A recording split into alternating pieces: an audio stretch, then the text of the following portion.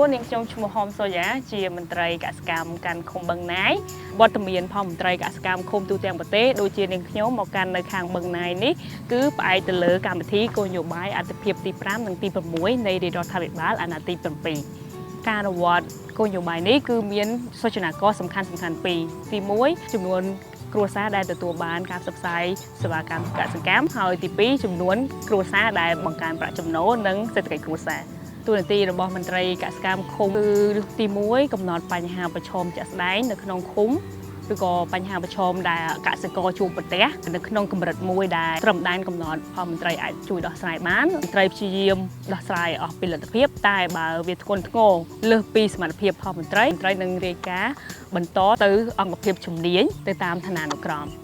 បច្ចុប្បន្នសម្រាប់សកម្មភាពមន្ត្រីកសិកម្មឃុំគឺចុះទៅតាមទីវាលទៅជួយសម្របសម្រួលកសិករឬក៏រកទីផ្សារជូនគាត់ទៅហៅឈ្មួញមួយវិញទៀតក៏មានការរួមប្រជុំជាមួយនឹងរដ្ឋបាលឃុំឬក៏ប្រជុំតាមភូមិមួយជាមួយនឹងមេភូមិផ្សព្វផ្សាយទៅដល់កសិករពីបច្ចេកទេសពីការប្រសុទ្ធពូជការប្រើប្រាស់ជីព្រោះកសិករមួយចំនួនគាត់ប្រើប្រាស់ជីអត់ត្រូវតាមដំណាក់កាលដល់ពេលអញ្ចឹងទៅវាប៉ះពាល់ដល់ស្រូវផលគាត់កាត់បន្ថយទិន្នផលវាអត់ត្រូវទៅតាមបច្ចេកទេសទេព្រោះបច្ចេកទេសនីមួយៗពីមួយដំណាក់កាលទៅមួយដំណាក់កាលគឺមានប្រភេទជីដែលសមស្របទៅនឹងការលូតលាស់ផលដំណាំបើសិនជាកសិករខ្វះខាតបច្ចេកទេសមន្ត្រីប្រចាំឃុំយើងទូទាំងប្រទេសយើងមានប្រចាំការអញ្ចឹងវាងាយស្រួលក្នុងការដែលអ៊ំពូមីងឬក៏លោកតាលោកយាយជាកសិករនឹងគាត់តាក់ទងដើម្បីពួកខ្ញុំទៅបញ្ជាក់ថាមន្ត្រីកសិកម្មដែលយើងធ្វើការរាល់ថ្ងៃនេះពេលដែលផ្ដល់សេវាជូនកសិករគឺឥតគិតថ្លៃរៀងរាល់ពេលធ្វើការបើសិនជាកសិករដែលគាត់ត្រូវការបច្ចេកទេសឬក៏តេមមន្ត្រីអត់ចូលអាចតំណតំណងទៅលេខក្រសួងគឺ1289ដើម្បីធ្វើការប្រឹក្សាពេលនោះហើយកសិករទទួលបានសេវាពីខាងមន្ត្រីយើងខ្ញុំទូនទីត្រីកសិកម្មប្រចាំឃុំរបស់យើងមានចំនួន5បាទទី1គឺកំណត់បញ្ហាប្រឈមដែលកសិករជួបប្រទះចំណុចទី2គឺធ្វើការរាយការណ៍បញ្ហាប្រឈមទៅថ្នាក់លើបាទតាមឋានានុក្រមទី3គឺត្រូវយកដំណោះស្រាយដែលខាងលើគាត់ដាក់ជូនដោះស្រាយជាមួយកសិករបាទឲ្យកសិករមានការប្រសើរឡើងវិញបាទចំណុចទី4គឺធ្វើការតំណតំណងឬក៏ផ្ដល់បច្ចេកទេសជូនកសិករហើយធ្វើការចងក្រងទៅជាសង្វាក់ផលិតកម្មរុញទៅទីផ្សារបាទដើម្បីជួយគាត់បាទចំណុចចុងក្រោយគឺប្រមូលស្ថិតិទិន្នន័យកសិកម្មហ្នឹងហើយធ្វើការអាប់ដេតធ្វើបច្ចុប្បន្នភាពបាទដើម្បីឲ្យទិន្នន័យហ្នឹងគឺជាលក្ខពិតប្រាកដងាយស្រួលឲ្យថ្នាក់ដឹកនាំគាត់កំណត់បញ្ហាឲ្យចំគោលដៅជាកសិករផលិតស្រូវពូជនិងស្រូវចំណីមុនមកមានជួបបញ្ហាទី1យើងថាធ្វើផ្សងព្រេងធ្វើតាមចេះតាមគ្នាក្រោយពីមានមន្ត្រីកសិកម្មឃុំមកប្រែប្រួលច្រើនដោយសារទី1ត្រីគាត់ចូលដល់ស្រែគាត់ណែនាំឲ្យកសិករហ្នឹងធ្វើទៅតាមគាត់ប្រាប់ទី1យើងកាត់បន្ថយពូជកាត់បន្ថយជីហើយប្រើប្រាស់ថ្នាំទៅតាមស្តង់ដារខ្ញុំមានអារម្មណ៍រំភើបសប្បាយចិត្តដោយសារបានគាត់ជួយមកកំណល់មកប្រាប់យើងសល់ទី1យើងសល់ថវិកាទី1ចំណេញពូជទី2ចំណេញជីទី3ចំណេញថ្នាំពីដើមយើងចេះប្រើតាមនេះឥឡូវគាត់ប្រាប់គឺថាគាត់ចង់មកមើលឃើញសត្វតកៅគាត់ប្រាប់ឲ្យបាញ់តកៅពពួករុយសូគាត់បាញ់រុយសូពពួកមមាញក៏ចូលបាញ់មមាញបាទសប្បាយចិត្តដែលមានពួកគាត់ចង់មកជួយដល់នេះរហូតគាត់ជួយតាំងពីយើងព្រោះវាយដីរហូតដល់យើងប្រមូលផលគាត់មកតាំងពីមន្ត្រីកសិកម្មឃុំមកដែលខ្ញុំសប្បាយចិត្តណាបានផលកាត់បន្ថយចំណាយឥឡូវបានប្រមូលផលគ្រួយឃើញស្រាប់នេះបាទបានប្រមូលផលហើយឆ្នាំហ្នឹងទទួលស្រូវបានថ្លៃទៀតសប្បាយចិត្តបាទនៅពេលដែលមានមន្ត្រីកសិកម្មឃុំគាត់ចុះមកត្រួតពិនិត្យកសិដ្ឋានតអញ្ចឹងមានអារម្មណ៍ថាមានភាពកក់ក្ដៅសប្បាយរីករាយមាន់នេះសរុបទាំងអស់ប្រហែលជា900ក្បាលឥឡូវហ្នឹងបញ្ហាប្រឈមគឺខាងទីផ្សារប៉ុន្តែឥឡូវហ្នឹងគឺខាងមន្ត្រីកសិកម្មឃុំហ្នឹងគាត់បានចុះមកដើម្បីជួយរកទីផ្សារឥឡូវហ្នឹងក៏គាត់ចុះមកជាហោហាយដើម្បីកសិករយើងដែរហើយខ្ញុំក៏មានអារម្មណ៍ថាពិតជាសប្បាយចិត្តងាយស្រួលក្នុងការលក់មាន់សាច់ចេញទៅទីផ្សារខ្ញុំដាំបន្លែស្លឹកដូចជាស្ពៃចកើខាត់ណាស្ពៃខ្មៅស្ពៃទឿ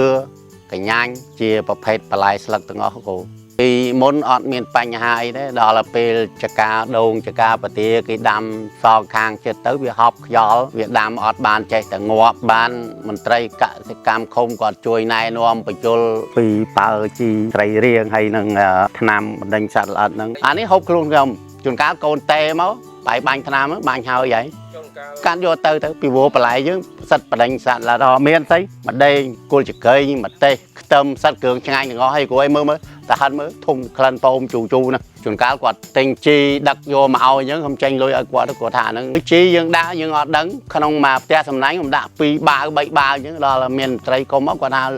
bụi đại những vì ọt miền Paul đỏ hay quạt này nòm tới quạt tình chi vô màu ca chơi đánh còn đặc vô màu đỏ chả ca nhưng máu ấy không bài thôi ở kịp show lúc tới bàn việc cao hơn quân hiệp chi dương thua bảo pi báo quạt bẹp ôi đãแต่มาบ่าวnhững việc Trần Anh không mà tham màบ่าวđỏ mới Trần Anh ban đỏ mờ nè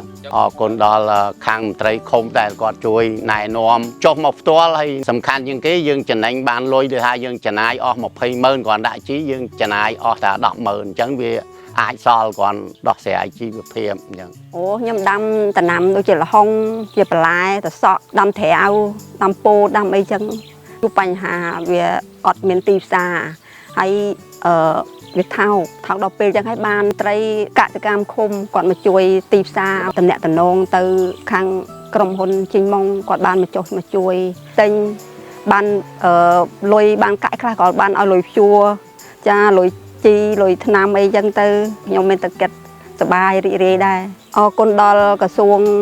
ได้บานปงเรยกิจกรรมคมมาช่วยไปแลประชาชนจูบการลงบ้าជំរាបសួរបាទខ្ញុំបាទឈ្មោះយ៉ងយុនជាមេឃុំកោះខែលស្រុកស្អាងនៃខេត្តកណ្ដាលបាទក្នុងអំឡុងឆ្នាំ2024នៅឃុំកោះខែលយើងបានទទួលមន្ត្រីកសិកម្មមួយរូបដែលក្រសួងកសិកម្មបានផ្ដល់មកឲ្យធ្វើកិច្ចការងារជាមួយឃុំមែនទែនពាក់ព័ន្ធជាមួយនឹងរឿងមន្ត្រីកសិកម្មនេះអាចថាជារឿងប្លែកសម្រាប់នីតិកាលទី7ដែលរដ្ឋាភិបាលអនុញ្ញាតឲ្យមានមន្ត្រីកសិកម្មនៅតាមឃុំកន្លងមកប្រជាពលរដ្ឋនៅនេះមានភាពប៉ិនប្រសប់ក្នុងការដាំដុះប៉ុន្តែពួកគាត់ដូចជាអត់សូវមានបច្ចេកទេសមានន័យថាម៉េចគាត់ដាំតាមទម្លាប់ដាំតាមប្រពៃណីរបស់គាត់អញ្ចឹងក្រោយពេលដែលយើងមានមន្ត្រីកសិកម្មរបស់យើងដែលរដ្ឋាភិបាលបានពង្រាយដល់តាមឃុំដែលឃុំកោះខែលបាននៅក្នុងឆ្នាំ2024ហ្នឹងយើងឃើញថាមន្ត្រីកសិកម្មរបស់យើងគាត់បានជួយផ្ដល់បច្ចេកទេសដល់កសិករគាត់បានបង្ហាញដល់កសិករអំពីការប្រើប្រាស់ជីសរីរាង្គធានាដល់បន្លែមានសុវត្ថិភាពដល់ប្រជាពលរដ្ឋអ្នកប្រើប្រាស់ហើយយើងប្រឈមដែរបញ្ហាផលដំណាំរបស់យើងនៅក្នុងមូលដ្ឋានហ្នឹងដែលវាអត់សូវមានទីផ្សារដល់ពេលយើងខ្នះខ្នែងរកទីផ្សារអីទៅស្រាប់ឃើញបន្លែរបស់យើងវាអត់មានគុណភាពវិញអញ្ចឹងតាមរយៈហ្នឹងដែលមន្ត្រីកសិកម្មយើងបានជួយដល់កសិករទាំងបច្ចេកទេសការប្រើប្រាស់ជីទាំងរបៀបរបបនៃការប្រើប្រាស់ថ្នាំយើងឃើញថាមានប្រយោជន៍សម្រាប់កសិករនៅទីនេះពីមុនទៅនេះធ្លាប់រហូតមានកសិករបាញ់ថ្នាំមួយថ្ងៃ2ដងអីក៏មានដែរសារគាត់អត់យល់ដល់ពេលបានមន្ត្រីកសិកម្មជួយទៅប្រាប់ថាហ្នឹងវាប៉ះពាល់អញ្ចេះមុនពេលប្រមូលផលត្រូវផ្អាកបាញ់ថ្នាំរយៈពេលប៉ុណ្ណេះអីជាដើមហូរហើយទៅមានន័យថាមន្ត្រីកសិកម្មយើងបានជួយទៅលើបច្ចេកទេសដល់កសិកររបស់យើងពេលមានបញ្ហាប្រឈមប្រជាពលរដ្ឋតាក់ទងមួយមន្ត្រីកសិកម្មខ្ញុំលឿនណាស់ដឹងថៃហ៎នៅកោះខែលខ្ញុំមានរៀបចំបានផ្នត់នេះក្រៅអំពីព័ត៌មាននៃការផ្ដល់សេវាមានន័យថាសេវារបស់សាលាឃុំប្រមាណបានរៀបរាប់នៅក្នុងបាននេះគាត់ត្រូវយកឯកសារអីមកដាក់នៅក្នុងនេះនៅផ្នែកចុងក្រោយយើងមានបញ្ជីលេខទូរស័ព្ទរបស់ក្រុមប្រឹក្សាឃុំរបស់កម្លាំងប៉ងកោបាលរដ្ឋបាលឃុំមេភូមិហើយចុងក្រោយគេមានលេខមន្ត្រីកសិកម្មឃុំដែលពលរដ្ឋរបស់យើងមាននៅគ្រប់ខ្នងផ្ទះទាំងអស់អាហ្នឹងគឺចែកជូនគាត់ហ្មងអញ្ចឹងក៏មានបញ្ហាពាក់ព័ន្ធមួយសន្តិសុខដាប់ញាប់គាត់ត្រូវមើលលេខកម្លាំងប៉ងកោបាលមានបញ្ហាតាក់ទងមួយសេវាគាត់មានលេខក្រុមប្រឹក្សាឃុំបញ្ហាពាក់ព័ន្ធមួយកសិកម្មគាត់មានលេខមន្ត្រីកសិកម្មរបស់យើងអញ្ចឹងបាននេះគឺមានគ្រប់ខ្នងផ្ទះរបស់ប្រជាពលរដ្ឋឆ្លើយតបបានតាន់ពេលវេលាជុំវិញទិន្នន័យកសិកម្មនៅក្នុងឃុំកន្លងមកយើងលំបាកពាក់ព័ន្ធជាមួយនឹងការគ្រប់គ្រងទិន្នន័យកសិកម្មក្នុងឃុំយើងអត់ច្បាស់ទេអញ្ចឹងយើងលំបាកក្នុងការគ្រប់គ្រងទិន្នន័យមែនទេបំពេញទិន្នន័យប្រចាំឆ្នាំអីជាដើមស្ថិតិភូមិទិន្នន័យឃុំគេមានព័ត៌មានពាក់ព័ន្ធមួយកសិកម្មទាំងអស់ប៉ុន្តែក្រោយពេលយើងមានមន្ត្រីកសិកម្មគាត់បានជួយយើងជួយពីទិន្នន័យកសិកម្មដីអនុផលប្រមាណដំណាំនេះនោះប្រមាណដំណាំបន្លែស្លឹកប្រមាណអីប្រមាណផ្ទៃដីទៅយើងយកមកដាក់ក្នុងផែនការយើងឃើញថាការដឹងពីទិន្នន័យនេះហាក់បីជាក់លាក់ច្រើនជាងមុនយើងប៉ាន់ប្រមាណដឹងតាំងពីទំហំយើងអាចប៉ាន់ប្រមាណដឹងតាំងពីទិន្នផលបើមានបញ្ហាប្រឈមនានាគឺងាយស្រួលឆ្លើយតបបានតាន់ពេលវេលានៅឃុំយើងធ្លាប់ជួបបញ្ហាប្រឈមផលដំណាំរបស់កសិករមួយចំនួនពិសេសលហុងអញ្ចឹងយើងធ្វើកិច្ចការជាមួយគាត់ទិន្នន័យគឺរាល់ថ្ងៃតែម្ដងខ្ញុំហើយគាត់ក្រុមសាឃុំឯកទេសកសិកម្មគឺផ្ដល់ជូនរាល់ថ្ងៃមានន័យថាគាត់មានរបាយការណ៍ទៅនាយកដ្ឋានជំនាញរបស់គាត់ផងហើយគាត់ក៏បាន forward វាមកឲ្យឃុំបានដឹងដែរព្រោះគាត់នៅមួយកសិករញឹកញាប់ស្ទើរតែចង់រាល់ថ្ងៃហើយមែនទេមាននីតិកសិកម្មឬក៏មាននីតិពាណិជ្ជកម្មសួរមកឃុំតំណែងទៅជាមួយតែមន្ត្រីកសិកម្មយើងតិចយើងបានទិន្នន័យឆ្លើយតបបានតាន់ពេលហើយយើងបានមន្ត្រីកសិកម្មគាត់ជួយសម្របសម្រួល គេបជាទិញប្រមាណត្រូវបែងចែកឲ្យកសិករប្រមូលផលតាមចការប្រមាណឲ្យយើងធ្វើកិច្ចការនេះបានច្រើនមានន័យថាបានជួយកសិករនៅក្នុងដំណាក់កាលដែលគាត់លំបាកក្នុងការស្វែងរកទីផ្សារក្នុងនាមប្រធានក្រុមប្រឹក្សាឃុំអាចនិយាយថាខ្ញុំសប្បាយចិត្តហើយថ្លែងអំណរគុណចំពោះប្រមុខរាជរដ្ឋាភិបាលដែលមានសម្ដេចមហាវត្តដីដែលលោកបានដាក់ចក្ខុវិស័យគោលនយោបាយពង្រាយមន្ត្រីកសិកម្មឲ្យដល់មូលដ្ឋានហើយ